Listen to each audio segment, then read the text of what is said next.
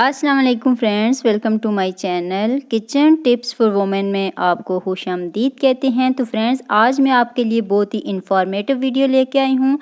आज मैं आपको इस वीडियो में ये बताऊंगी कि हम अपने किचन में जो स्पैचुलास यूज़ करते हैं कुकिंग करते हुए, वो हमारे लिए कितने ज़्यादा फ़ायदेमंद और कितने नुकसानदेह हैं। हमें किस टाइप के स्पैचुलास यूज़ करने चाहिए और कौन से स्पैचुलास को किचन में यूज़ करने से अवॉइड करना चाहिए। और ये जो आजकल बहुत ज़्यादा कलरफुल स्पैचुलास हैं, ये हमारे हेल्दी खाने को किस तरह जहरीला बना रहे होते हैं और इनसे हम मुख्तलिफ बीमारियों का शिकार हो रहे होते हैं। स्पैचुलास डिफरेंट टाइप के होते हैं। प्लास्टिक के स्पैचुलास भी होते हैं, वुडन स्पैचुलास भी होते हैं, मेटल के भी और सिलिकॉन के भी। तो अब हम जो बात करेंगे वो सबसे पहले मेटल के स्पैचुलास के बारे में बात करेंगे कि वो फ़ायदेमंद होते हैं या फिर नुकसानदेह होते हैं। तो फ्रेंड, जो मेटल के स्पैचुलास होते हैं बेसिकली वो कोई इतने ज़्यादा हार्मफुल नहीं होते हमारे लिए, बट उनके सम इशू होते हैं। जो मेटल के स्पैचुलास होते हैं वो जब हम कुकिंग करते हैं तो गर्म हो जाते हैं, फिर इनको पकड़ना इंतहाई मुश्किल हो जाता है। नंबर 2, मेटल स्पैचुला बर्तनों में निशानात का सबब बनते हैं।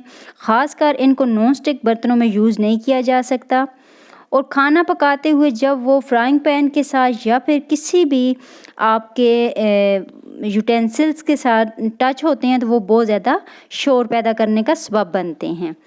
तो दूसरी तरफ हैं प्लास्टिक के स्पैचुलास या फिर सिलिकॉन के स्पैचुलास। ये बहुत ज़्यादा कलरफुल होते हैं, खूबसूरत होते हैं, लाइट वेट होते हैं और बहुत ज़्यादा कंफर्टेबल भी होते हैं, बट आपके हेल्दी खाने को जहरीला बना रहे होते हैं। प्लास्टिक गर्म होने के बाद डिफरेंट टाइप के केमिकल खारिज करता है जो इंसानी सेहत के लिए इंतहाई ख़तरनाक होते हैं और मुख्तलिफ बीमारियों का सबब बनते हैं।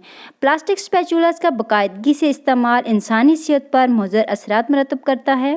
प्लास्टिक स्पैचुलास किसी भी सूरत इस्तेमाल के लिए मौजू नहीं है।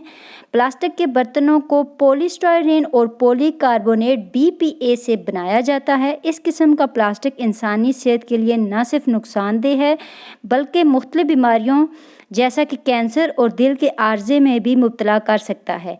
इसके अलावा ब्रेस्ट कैंसर और मादे और आंतों का कैंसर और ज़ियाबतीस जैसे मूजी अमराज का शिकार भी कर सकता है।